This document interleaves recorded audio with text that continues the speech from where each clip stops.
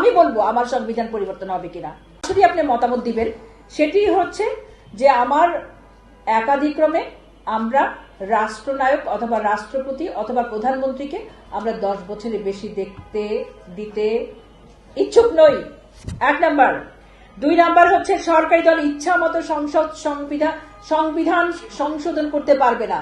আমার সংবিধান ইচ্ছা করলেই সংশোধন করা যায় না। সরকারি দল ভোটে জিতে সংখ্যাগরিষ্ঠতা নিয়ে ইচ্ছা করলেই সংবিধান সংশোধন করতে পারবে না। আমার মতামতের প্রতিফলন করতে হবে, রাইট। 3 নাম্বার, গুরুত্বপূর্ণ পরিবর্তনের ক্ষেত্রে সেক্ষেত্রে কি হবে? আবার একটি গণভোট হবে।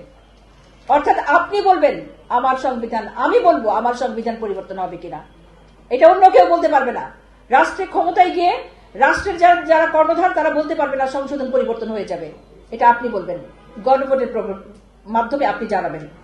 10 বছরে কেউ প্রধানমন্ত্রী থাকতে পারবে না, সংসদে নারীর প্রতিনিধিত্ব বাড়বে। আপনারা জানেন দেশের অর্ধেকের বেশি এই মুহূর্তে নারী সমাজ রয়েছি আমরা, আমাদের সংসদের প্রতিনিধিত্ব বাড়াতে হবে। 5 নাম্বার হচ্ছে ক্ষমতার ভারসাম্যের জন্য একটি পার্লামেন্ট হবে যেটি উচ্চ কক্ষ এবং নিম্ন কক্ষ, তাতে ক্ষমতার ভারসাম্য থাকবে। তারপর হচ্ছে দেশের বিচার ব্যবস্থা স্বচ্ছ নিরপেক্ষ হতে হবে, অর্থাৎ ন্যায়ের বিচার প্রতিষ্ঠিত হতে হবে।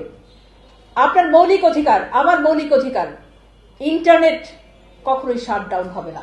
অর্থাৎ আমার যা অধিকার, আমার বলবার অধিকার, আমার কথা বলার অধিকার, আমার বাক্য চয়নের অধিকার, আমার মত প্রকাশের অধিকার, সেটা নিশ্চিত করতে হবে। ইচ্ছা করলেই শাটডাউন করা যাবে না ইন্টারনেট অবারিত চলবে। আমাকে আমার কথা বলার দেয়ার অধিকার দিতে হবে, আমরা নিশ্চয়ই সেটা চাই। তারপর হচ্ছে দণ্ডপ্রাপ্ত অপরাধীকে রাষ্ট্রপতি ক্ষমা করতে পারবে না।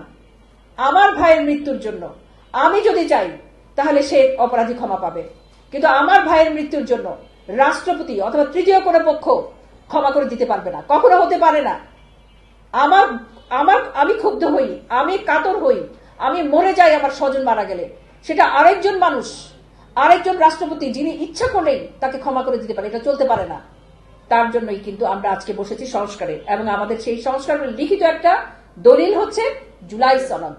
এই জুলাই সনদের মাধ্যমে আমরা কিন্তু সংস্কারকে কি বলবো? তাহলে হ্যাঁ বলবো। সংস্কারকে কি বলবো? হ্যাঁ বলবো। আমরা এই জিনিসগুলো চাই কিনা? এই জিনিসগুলো হচ্ছে ন্যায়ের অন্যায়ের বিরুদ্ধে, এই জিনিসগুলো আমরা সকলেই চাই, আমরা মননে ধারণ করি, আমরা বিশ্বাস করি, এবং আমরা চাই যে এই সংস্কারগুলো আমাদের আসুক আমাদের সমাজে, আমাদের দেশে, এবং প্রত্যেকটা সংস্কারের ক্ষেত্রে যেন আমার রাইট থাকে, আমি বলতে পারি হ্যাঁ এটা হবে, এটা হবে না। আমরা চাই তো, সেজন্য কিন্তু আমরা এসছি, এবং আমরা এসছি একটা ন্যায্যতার জন্য, যেন দেশটা সুন্দরভাবে চলে। এই বিষয়গুলো 11-12টা বিষয়ে 4টি প্রশ্নের মধ্যে আছে। এই 4টি প্রশ্নে একটি সিল আপনারা দিবেন। গোলাপি রঙের ব্যালটে 12 তারিখ 7:30 থেকে ভোট শুরু, 4:30 পর্যন্ত। আপনারা যারা এখানে আছেন, আমাদের গণযোগাযোগ অধিদপ্তরের মহাপরিচালক মহোদয় বলেছেন যে আপনারা হচ্ছেন মা, আপনারা হচ্ছেন কন্যা জায়া জননী, এবং আপনাদের কিন্তু চালিকা শক্তি, আপনাদের কিন্তু সংসারের চাবি আপনাদের হাতে।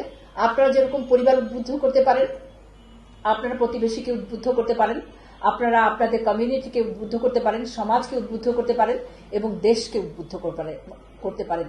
নারীর শক্তি কিন্তু অনেক বেশি, নারী কিন্তু মহীয়সী, এবং নারী চাইলেই কিন্তু অনেক পরিবর্তন করতে পারে।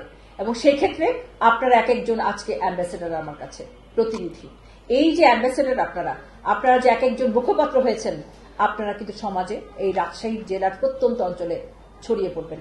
আমাদের প্রায় প্রান্তিক জনগোষ্ঠী যারা আছে তারা কিন্তু নাহা ভোট বোঝে না, তাদেরকে বোঝানো যে আপনাকে একটা ন্যায্য রাষ্ট্র দেওয়া হবে, আপনাকে রাষ্ট্রপতি চাইলে ক্ষমা করতে পারবে না, এবং রাষ্ট্রপতি কর্ণধাররা চাইলেই দেশের যারা ভোটে সংখ্যাগরিষ্ঠতা পাবে চাইলেই সংবিধান সংশোধন করতে পারবে না।